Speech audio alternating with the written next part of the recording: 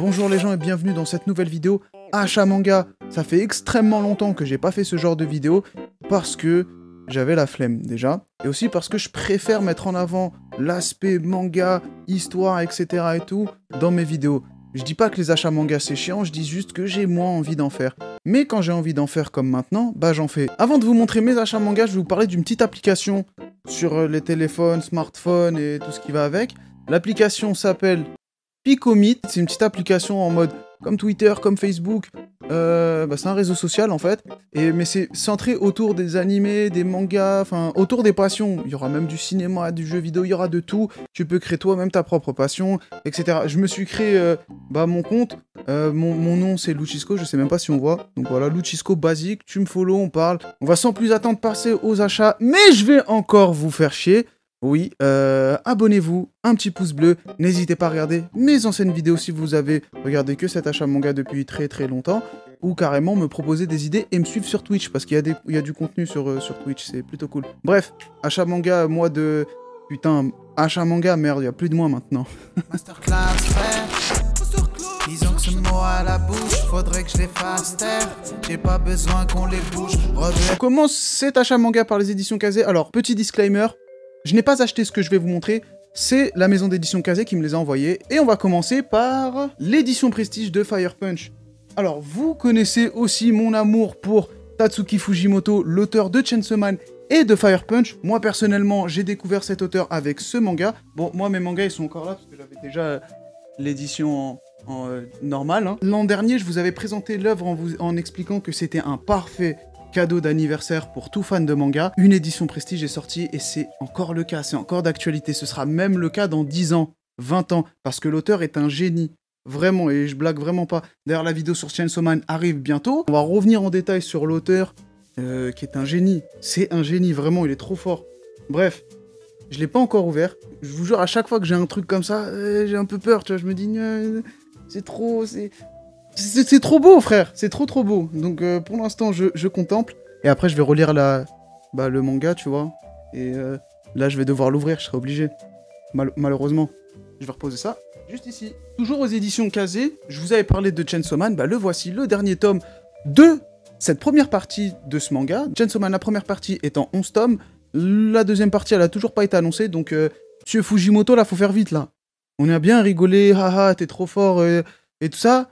Mais il la faut, parce que moi, je peux pas tenir. Il y a trop de mangas que je suis censé attendre. Monsieur Fujimoto, faites-le. Non, plus sérieusement, la seule annonce qu'on a autour de la deuxième partie, c'est le fait que le manga ne sera plus au Jump, mais au Jump Plus. Et c'est une volonté de l'auteur. En gros, c'est pour marquer le changement entre la saison 1 et la saison 2.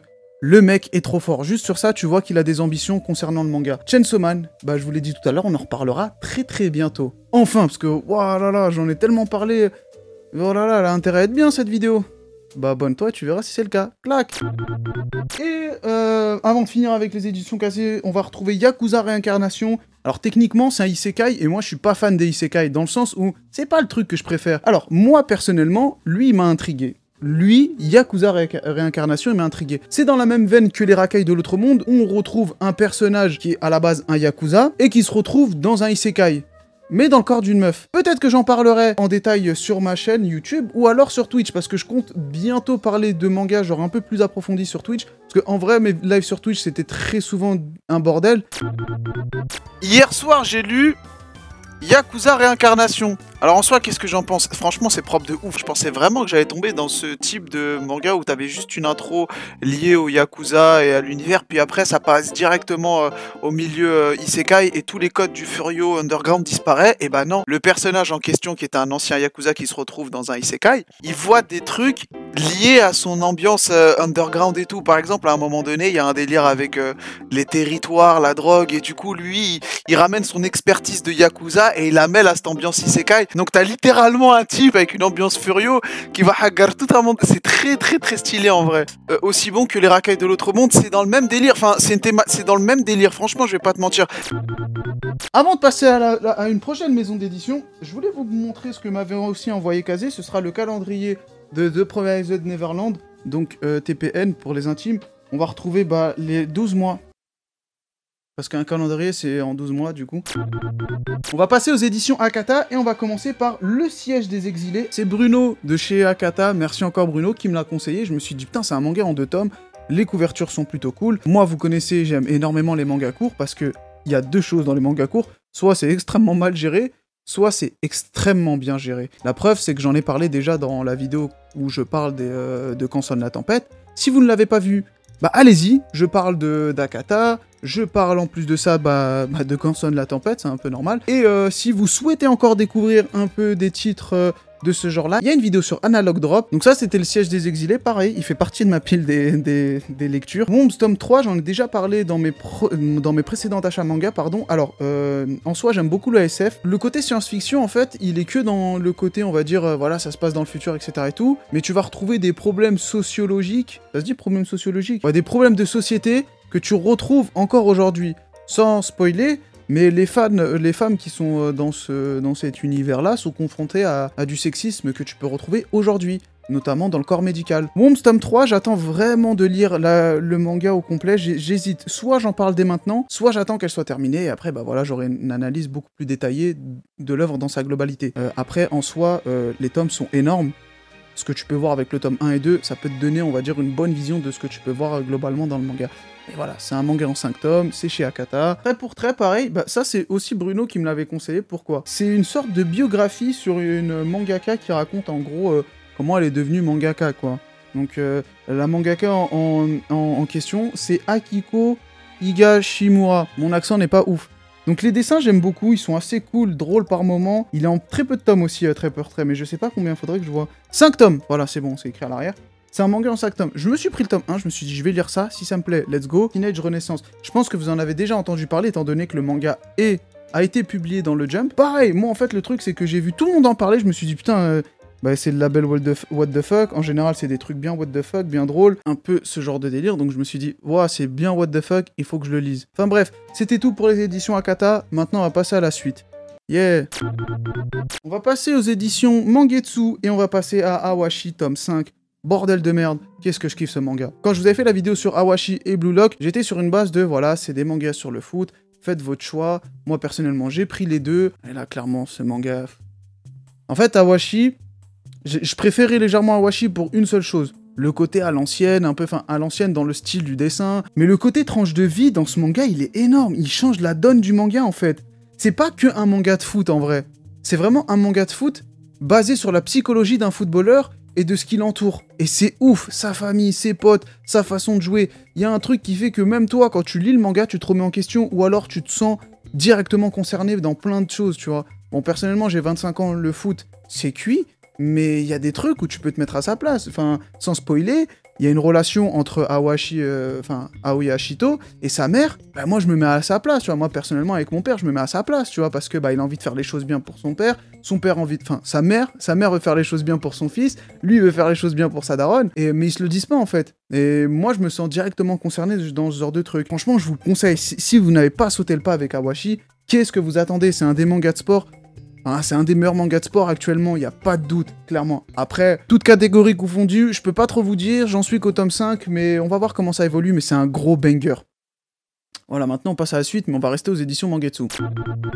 Tomie, regardez-moi. En fait, je vais même pas parler des éditions Mangetsu, là ça va être directement Junji Ito. Vu que là, il y a 3 mangas de Junji Ito, 2 édités chez Mangetsu et 1 chez Delcourt Tonkam, qui se sont réveillés après que Mangetsu ait fait du bon boulot. Bref, ça c'est autre chose. C'est exceptionnel. En fait, Junji Ito, dans sa globalité, c'est exceptionnel. Je vais vous montrer les autres mangas, du coup. Spiral et Sensor. Bref, on y reviendra, je vais commencer par Tomie. Alors, concernant Tomie, faut s'y accrocher. Dans le sens où, quand tu connais pas Junji Ito, tu comprends pas trop ce qui se passe dans les premiers chapitres. Et c'est normal, parce que globalement, dans tous les Junji Ito, tu comprends pas ce qui se passe.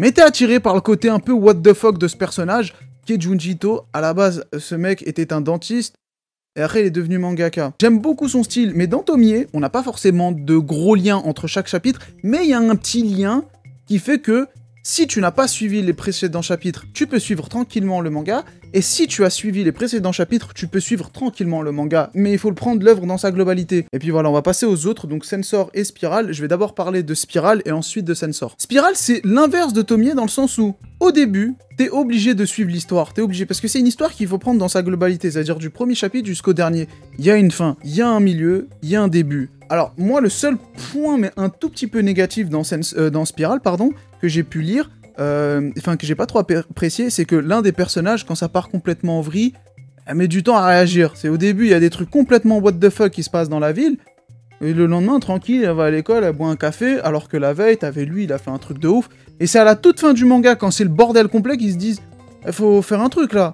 C'est juste ça qui m'a un peu dérangé. Ça, c'est juste pour casser les couilles. En temps normal, j'ai surkiffé, je vais pas vous mentir. Genre, c'était vraiment, vraiment cool.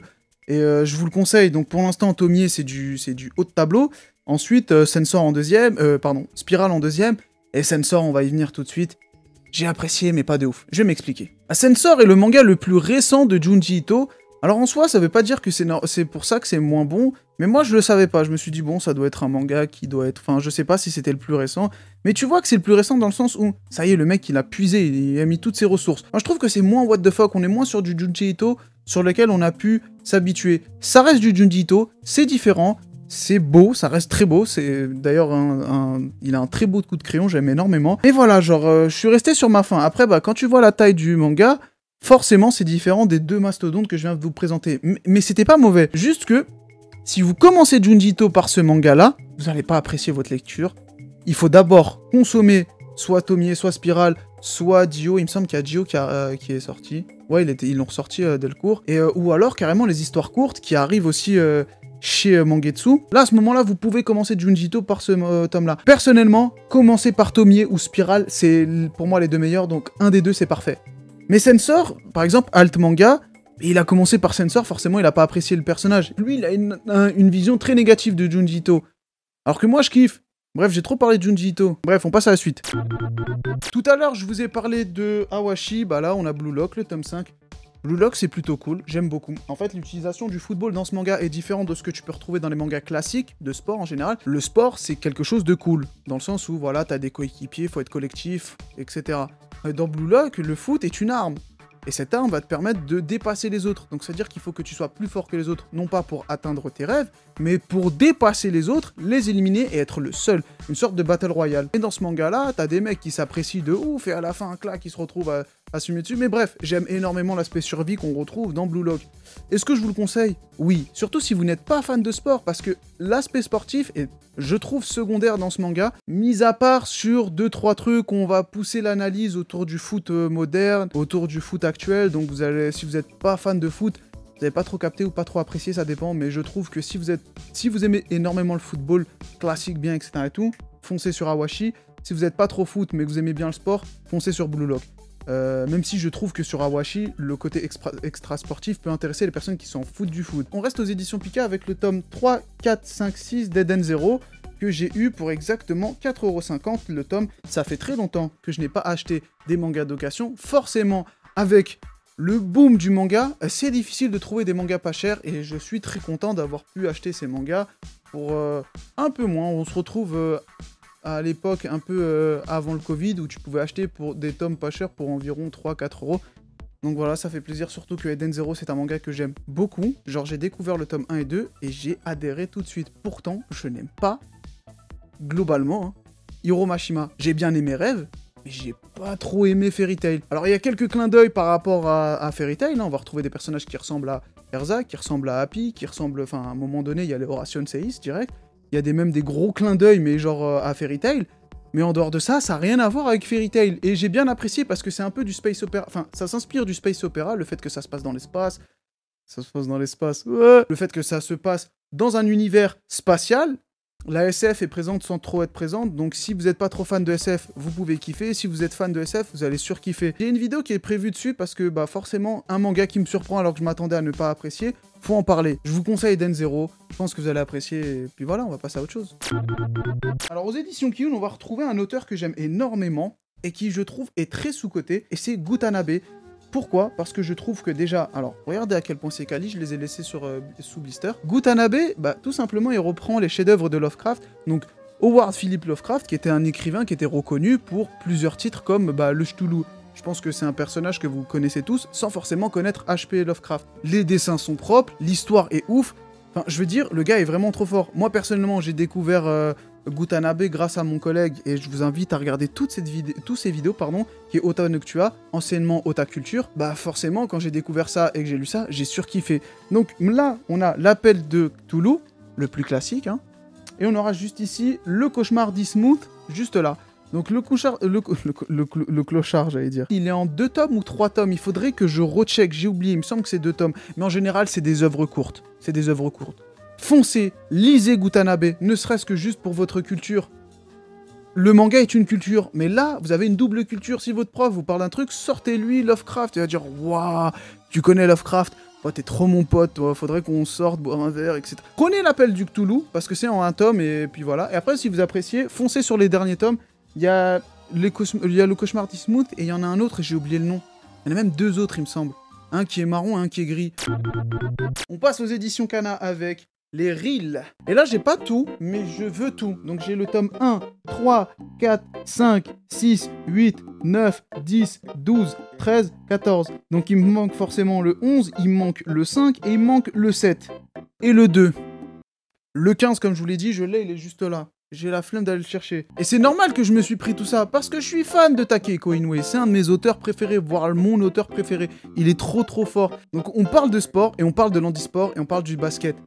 Donc forcément, Takehiko Inoue est un auteur qui me prend très souvent par les sentiments. Je vous l'ai dit avec Vagabond, et j'ai envie de découvrir ça avec Reel. Je n'ai pas encore lu Reel, insultez-moi. On verra ce que ça va donner. J'attends vraiment tout me prendre et lire tout ça d'un coup, parce que c'est ce que j'ai fait avec tous les mangas que Takehiko Inoue a fait. Donc pourquoi pas le faire avec ce manga là. L'homme qui tua Nobunaga, personnellement c'est un pote qui m'a cassé les couilles avec. Il se reconnaîtra. Mais tout ce qui se passe autour des samouraïs, les épées, oh là là, je vais dégainer tout ça, j'aime trop. Personnellement, c'est une période qui me marque énormément et j'ai envie de découvrir ça en manga. Parce que à la base, c'était que avec des vidéos YouTube, des mecs qui font des résumés. Donc, pourquoi pas le lire, on va voir ce que ça donne. Moi, personnellement, on m'a dit que c'était vraiment cool. Mais on m'a aussi dit que certains mangas c'était vraiment cool, c'était pas le cas. Mais bref, ça c'est autre chose. Bref. Ça y est, les 9 derniers tomes de Free Fight sont ici. Free Fight, ou plus communément appelé au Japon New Tug, qui est la suite de Tug. Tug, ça va être compliqué de me les faire, mais on va tenter. Parce que ça y est, c'est fini. On a tout les frères. C'est un manga qui était compliqué à trouver. Pour vous dire, vous savez ça vient d'où? Allez, je vous laisse 3 secondes de réflexion. Là, vous voyez un prix, il y a écrit 6,99, vous allez dire, ouah, c'est cher. C'est en dollars. C'est en dollars canadiens. Parce que c'est mon pote Alt Manga qui me les a ramenés du Québec. Oh, c'est ouf. Tabarnak. Du Québec, c'est-à-dire que tellement c'était compliqué de les retrouver en France que j'ai dû faire appel à un mec qui habite même pas en France pour me les ramener. Donc il est venu en France, il me les a ramenés et j'étais trop content. Parce que forcément, c'est compliqué de trouver les Free Fight. Très compliqué. Même si ça reste moins compliqué que Tug. Bah putain, ça fait trop plaisir. Voilà, donc je complète cette magnifique série, ce manga que j'aime énormément. Vous savez mon amour pour les mangas sur le Free Fight, la bagarre, les... Bah c'était tout pour cette vidéo, j'espère qu'elle vous aura plu, en tout cas moi, oui. Je t'invite à t'abonner si c'est pas déjà fait. Mettre la cloche. En fait, là, Nil, tu vas devoir dire gling, gling, gling, la cloche. Gling, gling, gling, la cloche. Mets un pouce bleu si t'as aimé la vidéo. N'hésite pas à mettre un petit commentaire. Tu peux même me raconter ta vie, la vie de ma mère, que ça me plaît. Donc, let's go. On se retrouve pour une prochaine vidéo. Cette prochaine vidéo sera sûrement sur le manga en question. Donc, une prochaine lecture manga. Sinon, ce sera sur autre chose. Mais ça concernera les mangas, dans tous les cas. Donc, bref. On se retrouve pour une prochaine vidéo. Salut! J'ai mis le cœur, moi j'ai la feuille. Au Japon, elle me dit hey. Je suis décalé, ouais, j'ai la flemme. J'ai la faune et la flore et le flair. J'ai le niveau, j'ai le flow. Plus rien à perdre, plus rien à perdre. Encore en vie, mais je suis mort. Gros, c'est la merde, donc je vais rapper, je m'étonne pas. Tous ces millions, ça m'attend pas. Elle me trouve mignon, donc je la pèse.